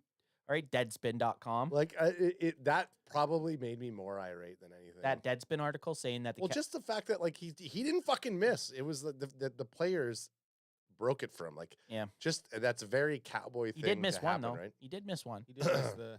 You did get He to did one ding block. it you off did the miss. dinger. Because my boy was also shook. But you know what's more important? To finish the game or to end his kicking day, he hit a 50-yarder. So Yeah. I think that's more important than anything. Yeah, but it's going to be 35-27. 35-27. That is, Yeah. ooh, that's a fucking close game. Too close for comfort. Are you saying it's like? I don't even know what you'd have to do at that. Like, I'm trying to make it seem like a close part. Or I guess you'd have to say Cowboys have 35. There's a minute left. Yeah. The Packers are driving with the ball with 27 points. That makes it a nail biter, baby. No. I think they'll. I mean, they'll score 27 in garbage time. Or Packers go down, Oh, I like that better. score a touchdown, and they're down by there. It's 35-19, And then miss the point after. or no, they get the 2 points. Sorry, missed. I meant to say miss the onside kick. Cowboys And miss recover the onside kick, yeah. Ooh, I'd be And okay then with that. that's that. I'd be okay with that. I'm gonna go if I can hop in here. I'm gonna Hop in. go. I'm gonna go. I'm gonna go 37-24. Okay, so Dallas bandwagon boys, very similar. You guys are feeling the same. You're feeling the same aura going in. Well, I think there's gonna be 4 Dallas Cowboys touchdowns, and I'm just gonna give Aubrey 3 kicks. I like that. I just feel like we're going to move the ball well against this defense. We might not get touchdowns every drive, but we're going to be getting points. Ooh, and then okay. I do see Green Bay scoring a couple times. It's the NFL. You know, this is the playoffs. They're at playoffs, and Jordan Love, he has an arm. He's had a good season. 32 touchdown passes, 11 interceptions. And again, Cowboys fans, if they get up and they're up 7-0, I just breathe. Chill, Winston. Crack one, shotgun one if you have to. Yeah. If you have anything equivalent to screech, take a shot. But it was like the Commanders game when it was 10-7. The chat was like a fucking nuclear bomb. I could feel Ultras just walking through his fucking kitchen. It was 10-7. The chat was going insane, and we ended up winning 35-10. So it's like, just breathe. Just breathe a little bit. My score prediction is Cowboys at home. Cowboys finished the highest offensive points per game team in the NFL, 29.1. But they're at home. I think they get that advantage. So I got to go more than that. You went what, AJ? 37? 37. Ad went 35. Ooh, I'm boosting even higher than that, boys. Boucher, I'm baby. going 40. Woo! I'm going 40 fucking 3. I'm going 43-20. 43. 43-20, baby. 40 Cowboys. burger in the fucking wild card round. This team is going to show what they're made of. Dak Prescott's going to play unreal. I'm excited for this. It's a 9-8 team. I know we shouldn't take that. Like, we've lost to shittier teams than the Green Bay Packers this season. But I'm confident, and I think this team's confident. I just put that out there because I was worried that we're messing up. We've never recorded scores outside of this fucking yellow pad. I'll write it down after. We'll do it I after. just don't want to slow. Yeah. I just want to hit up 2 of our Packer listeners right now. Like and subscribe. And Police Bo said he did like and subscribe. Appreciate it, man. Make I don't sure know if you just hit subscribe. Make sure you hit that notification Yeah. button. That little bell. Well, this is kind of like, you know. Tap that bell. Tap that bell. What do you think his scores prediction is going to be? I don't know, something stupid. 46-3 Packers. Oh, get the fuck out of here. Say it again. I appreciate the like and subscribe, but get the fuck out of here with that bullshit. We got Christopher Haynes is saying, I want to say Packers going to win 33-28. I mean, that at least it's a game. At least Christopher Haynes lives in the real world. On what planet do the Cowboys only score? Did he say 6 points? 3. 3 points? It's just there would have to be something colossal. I even think Cooper Rush goes in there and puts up more than that. You know, like end, I get like the Packers. What is he basing? That's only scoring again the highest points per game team. Who's 8-0 at home? What's he basing that 3 points on? What's he basing 46 for the Packers off of? That's what I mean. It's just a hopeful. It's a hopeful. Hey, and we appreciate it. And if that happens, come in here and troll us. We'll take it like champs. We'll take it. Glitchardson. I don't even know how to say it. It's XY Litchardson. He says 31-21 Cowboys as a Packers fan. So he's a Packers fan. Saying 31. How do you like that, Police Bo? Okay, so Police Bo saying, look at my explanation above. He was spam botting us up here. He says, what was Parsons' stats against the Packers last time? Who gives a shit about last time? They said that would have been that's 2 years ago. That was his rookie season. Yeah. That was his rookie season in midweek game.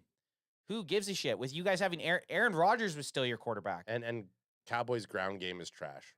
That doesn't mean you're gonna. What about? Okay, I'm not gonna argue about this. There's no way the Cowboys. If you think that, you should bet money on it, because if that happened, you would on $100 bet you making bank, son. Run GAMBLER it right now. And if for whatever fucking reason your score prediction's right, even if it's and I think you have a better chance at the Cowboys being 46-3. We'll still send you a Cowboys fan even 40 shirt. Even 46 is just such a weird score number. 46-3 Cowboys. He's getting a shirt. Yeah, I'll send it to him. Anyways. Woo! Anth, do you want to do your bolds? Bolds. I'm trying to think. Has anyone hit a bold this year, guys? Did we hit any regular season boldies? I think AJ might. I think AJ's hit 2. I think he hit 1 year 1, and I think he might have hit 1 this year. I'm not too sure, but I'm just trying to stall as I think of something. Dak Prescott, 500 yards, 5 touchdowns, 1 rushing touchdown. Wow. That'll play into that'll play. What was my score prediction? 43. 43. So, yeah, that plays into it. Oh, no, it doesn't. It doesn't play into it. 4 touchdowns. Oh, sorry about that. Whammy. 4 touchdowns, 1 rushing. Okay, 500 yards. I gotta play into my score prediction. I can't have a score prediction and then make a boldy. That makes no sense. Okay, I will go next. My bold's gonna be, and this will play into yours as well. I'm calling a touchdown for Sedarius, a touchdown for Ferguson, a touchdown for Cooks, and a touchdown for Tolbert. I like that. That plays right into my pot of gold over here, my friend. That's a wide receiver grand slam. Yeah. Almost. No, Lamb, Cooks. That's not wide 3. They would need to be 4 wide receivers. Oh, yeah. What's a receiver, I guess? But yeah, so Lamb, Cooks, Ferguson, Tolbert, all getting 1 touchdown. And Fergie. And Ferg, yeah. no Lamb, Cooks, no Ferguson, Tolbert. Yeah, well, we're not saying crazy. We're not talking crazy here. Crazy predictions. I mean, I felt you know what? My bold doesn't sound so bold, so I gotta We'll figure it out. Juice it up. Throw a little bit of hot sauce on that. 170 is pretty bold. CeeDee Lamb over 175 yards. For before, and I while Ad's telling it, can you check the highest reception total for a Cowboys receiver in a playoff game? Playoffs. Because if it's less than 175, that just makes it seem a lot more bolder. Yeah, it's I was gonna say 175 2 tuds for CeeDee Lamb. How many receptions? 14 plus.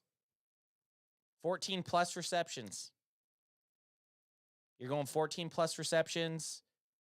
It's 175 yards, 2 Tuggernauts. 2 Tuggernauts, 175 yards, 14 plus receptions. So 14 plus. Okay, I like that. I don't think he's had a 14 plus game. He's had 13. Actually, no, he had a 17 plus. He had a 17 game, I think. No. Are you sure? Pretty sure. Can you check? Yeah. Check his stat line. Hey, check his stat line. I'm checking. And just remember, everybody, this is bold predictions, okay? That's right. So, highest Dallas Cowboys player, most passing yards in a game. No, that's not good. What I will say, while AJ's trying to find this one, which I did put him on the spot a little bit, we didn't talk anything about Micah Parsons being held, which is, I think, a first in the last you just did 3 months. But we waited till this point. You just did. What I wanted to say about it is, a guy on Twitter or X, whatever the hell you want to call it, he went back and he graded out, or he went back to each of the other top 7 pass rushers in the NFL to see it when they had a holding penalty called on them. And all of the other defensive ends in the NFL that are top 7, like Myles Garrett, Max Crosby, Aaron Donald. I'm just trying to think of names here. Those types guys. It was from week 12. Between week 12 and 17, those guys had all had holding calls called on them, whereas Micah Parsons hasn't had a holding call called on him since week 6. Yeah. And this was such a preventable topic to even have for the NFL. All they had to do was call a holding call against Micah in week 9, and then 1 in week 13. And Cowboys fans wouldn't be able to bitch about that. So I found that as something interesting that was on Twitter today. I would like to give the guy a shout out, but I forget what his name was. But he did the work of something that we've all been talking about, because we're always like, well, there's holding calls in games, but what happens with other top defensive ends? And they get calls. They get calls. Yep. We're getting more.